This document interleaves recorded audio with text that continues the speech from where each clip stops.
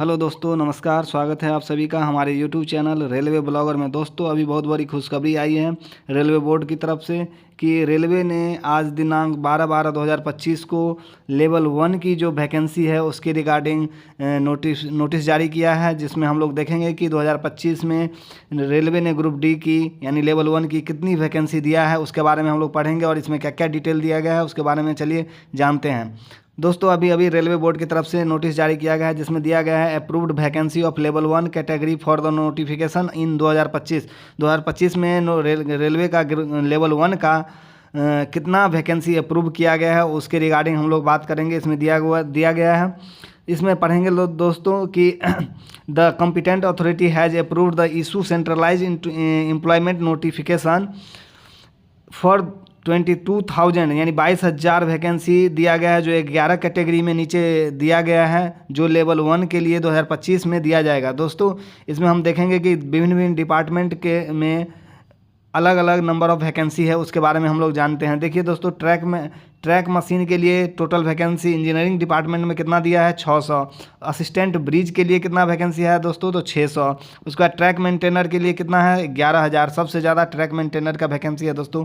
उसके बाद हम लोग जानेंगे असिस्टेंट पीवे में 300, जो इंजीनियरिंग डिपार्टमेंट में आता है। दोस्तों, इलेक्ट्रिकल में 4 डिपार्टमेंट है, पोस्ट है, जिसके अंदर हम लोग देखेंगे असिस्टेंट टीआरडी के लिए 800 वैकेंसी आई है, असिस्टेंट लोको सेट के लिए 200, असिस्टेंट ऑपरेशन इलेक्ट्रिकल में 500 वैकेंसी है, assistant train lighting and AC में 500 वैकेंसी है दोस्तों।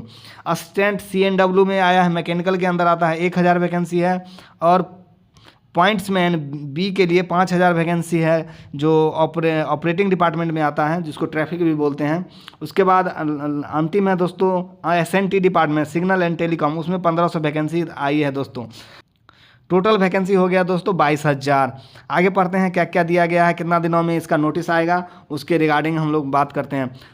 3 नंबर पॉइंट में कहता है दोस्तों, द रेलवे या PU wise distribution of vacancy is given in annexure A, immediate action should be taken by the zonal railway या PUs for placing the final intent not exceeding the vacancy approved by the railway board.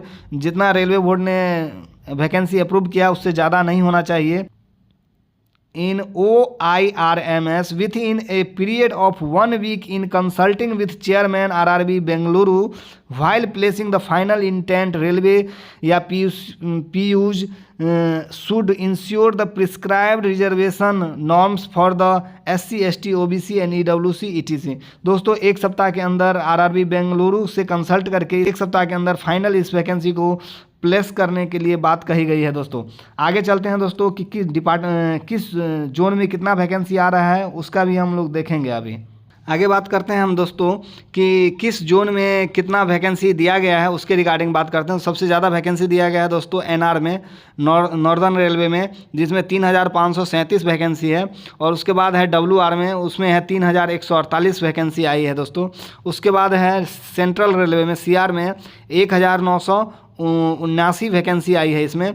उसके बाद उसके बाद next है दोस्तों 1199 NFR में 1776 vacancy है। उसके बाद है एसईसीआर में 1199 वैकेंसी है। इस तरीके से टोटल हम लोगों का वैकेंसी हो रहा है दोस्तों 22,000 वैकेंसी आई है। तो अच्छी खासी वैकेंसी तो नहीं कही जाएगी, लेकिन फिर भी ठीक है दोस्तों, जो आदमी इस बार एग्ज़ाम दे रहे हैं ग्रुप डी का उनके लिए अच्छा ही रहेगा कि इनका भी फॉर्म आराम से भरिए।